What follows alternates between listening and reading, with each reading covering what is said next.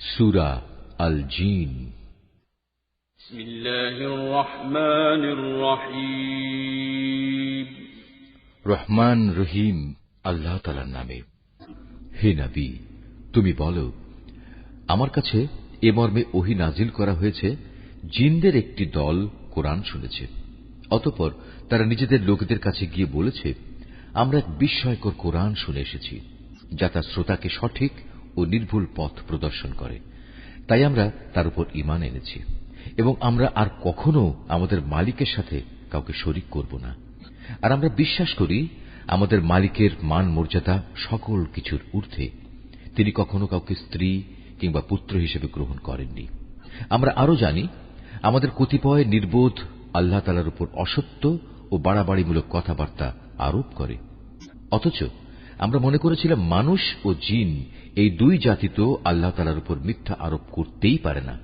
মানুষদের মাঝে কতিপয় মূর্খ ব্যক্তি বিপদে আপদে জিনদের কিছু সদস্যের কাছে আশ্রয় চাইত। এতে করে যারা মানুষ তারা তাদের গুনাহকে আরো বাড়িয়ে দিত। এই জিনরা মনে করত, যেমনি মনে করতে তোমরা মানুষরা মৃত্যুর পর আল্লাহ তাআলা কখনো কাউকে পুনরুজ্জীবিত করবেন না। জিনরা আরো বলল, আমরা আকাশমণ্ডল ভালোভাবে পর্যবেক্ষণ করেছি, আমরা একে কঠোর প্রহরী ও উল্কাপিণ্ড দ্বারা ভরা পেয়েছি।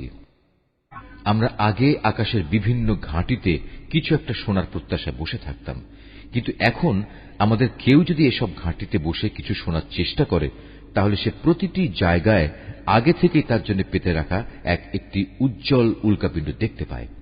আমরা বুঝতে পারছিলাম না, পৃথিবীর মানুষদের কোনো অনিষ্ট সাধনের উদ্দেশ্যেই কি এসব উল্কাপিণ্ড বসিয়ে রাখা হয়েছে, না এর মাধ্যমে তাদের মালিক মূলত তাদের সঠিক কোনো পথ দেখাতে চান।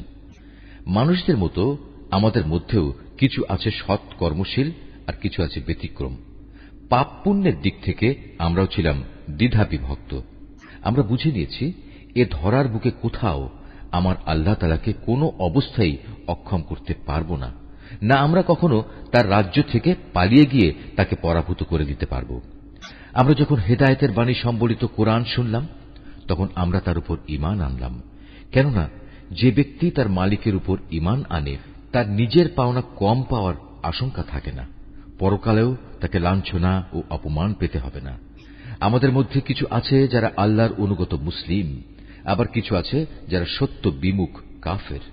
যারা আল্লাহর আনুগত্যের পথ বেছে নিয়েছে তারা মুক্তি ও সৎ পথই বাছাই করে নিয়েছে। যারা সত্য বিমুখ তারা অবশ্যই জাহান্নামের ইন্ধন হবে।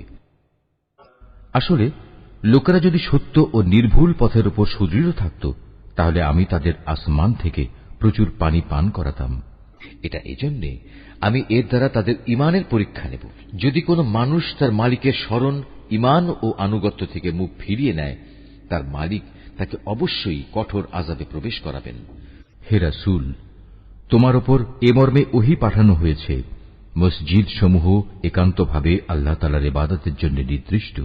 অতএব তোমরা আল্লাহর পাশাপাশি অন্য কাউকে ডেকো না।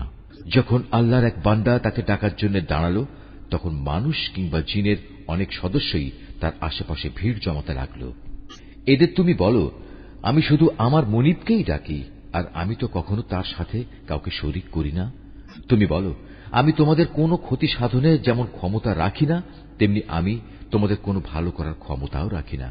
তুমি তাদের বলো, কোনো সংকট দেখা দিলে আমাকেই বা আল্লাহর পাকড়াও থেকে কে রক্ষা করবে? তিনি ছাড়া আর কোনো আশ্রয়স্থল তো আমি খুঁজে পাব না। আমার কাজ এছাড়া আর কি যে আমি আল্লাহর কাছ থেকে তার বাণী ও হেদায়েত পৌঁছে দেব।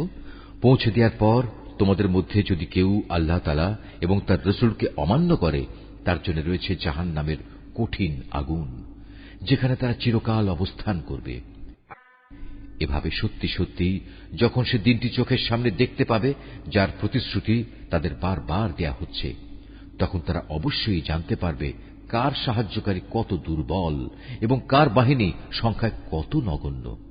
তুমি এদের বলো, আমি নিজেই জানি না তোমাদের কিয়ামত দিবসের যে প্রতিশ্রুতি দেয়া হচ্ছে তা কি আসলে সন্নিকটে, না আমার প্রতিপালক তার আগমনের জন্য কোন দীর্ঘ মেয়াদ ঠিক করে রেখেছেন। তিনি সমগ্র অদৃশ্য জগতের জ্ঞানের একক জ্ঞানী। তার সে অদৃশ্য জগতের কোনো কিছুই তিনি কারো কাছে প্রকাশ করেন না। অবশ্য তার রাসূল ছাড়া যাকে তিনি এই কাজের জন্য বাছাই করে নিয়েছেন, কিন্তু তার আগে পিছেও তিনি অতন্দ্র প্রহরী নিযুক্ত করে রেখেছেন। এ প্রহরা দিয়ে আল্লাহ তাআলা এ কথাটা জেনে নিতে চান তার নবী রসুলরা মানুষের কাছে তাদের মালিকের পক্ষ থেকে হেদায়েতের বাণী ঠিক ঠিক পৌঁছে দিয়েছে কিনা। অথচ আল্লাহ তাআলা এমনিই তাদের সবকিছু পরিবেষ্টন করে রয়েছেন এবং এ সৃষ্টি জগতের সবকিছুর গুনতি তিনি অবগত রয়েছেন।